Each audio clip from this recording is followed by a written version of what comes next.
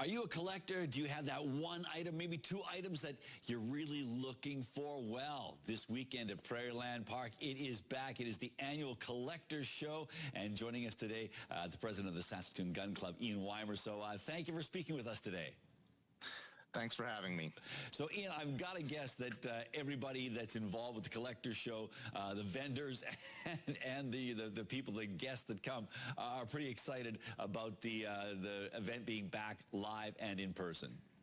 Yes, for a lot of these vendors, it's a source of income for them, and we like having it. It's a source of revenue for our club to keep operating, and it's a fun event for people to come out, whether you're looking to buy something or just to view all the collectibles and antiques, modern collectibles, and it's just a great place to come out and view things.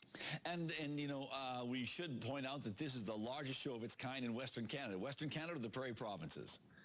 I would say the Western Canada. We do have some people from BC coming as well.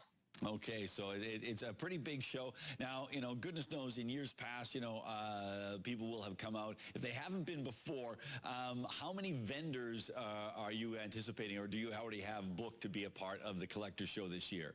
I think there's approximately 400 vendors that we have coming to the show. And it's a split between the antique collectibles and the gun show. So it's an equal amount is what I've been told this year as well. Now, as the president of the Saskatoon Gun Club, obviously, as you say, you know, a large portion of this show is firearms. For people who may not know the ins and outs of purchasing firearms, when they come to the show this weekend, what are some of the specific things they need to have on hand, besides cash, besides money, to purchase a firearm? Well, first off, most of the vendors have debit credit machines or square trade that they'll take payment. But they do need a possession acquisition license. It's a federal firearms license to be able to even get a gun. As well, this year we have the Saskatchewan Chief Firearms Office. They have a table set up, so if people have questions about owning a firearm, they can come there and they'll have lots of information available for them. So we make sure everything is safe there, when people are in there and before they leave. All right. Now, I'm so old school. It sounds like the item you're talking about is essentially, is it the same thing as an FAC, a firearms acquisition certificate you used to have back in the day? It's similar to that. Okay. But it's the new version of it. Yeah, okay, fair enough. Exactly. It's been a while since I had to use mine. But let's talk a little bit about the show in terms of size. So we talked about 400 vendors. As you say, you've got, I know there's all kinds of different collectibles. My understanding is that people will also, depending on the vendor, if you've got something at home, you know, I don't want to make it sound too much like the Antiques Roadshow, but depending on the vendor, you can get appraisals. No, that's right. I'm sure if you have something there and brought it and want to sell it, there'll be a vendor there who would buy it off you.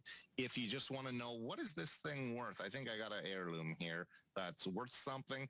There will be appraisals. They're free with the price of an admission, and that's for Saturday at 10 till noon. Okay. There'll be signs up to tell you where to go to get the appraisals done. Okay, so that's just the one window there on the Saturday if you're just looking for an appraisal for, as they say on Antiques Roadshow, for insurance purposes. Yeah, there you go. Yeah, yeah. There you go.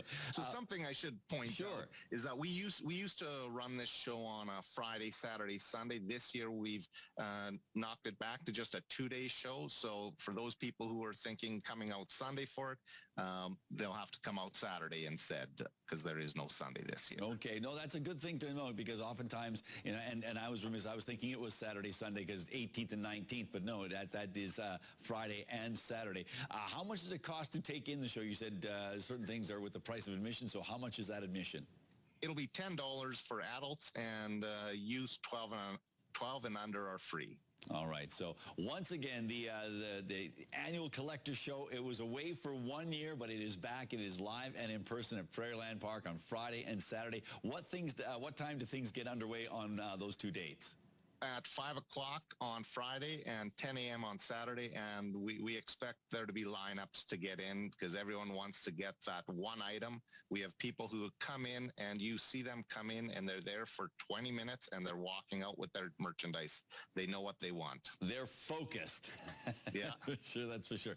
All right, well, thank you very much, Ian. Have a successful Friday and Saturday, the return of the Collectors Show to Prairieland Park. Thank you so much for speaking with us today. Thanks for having me.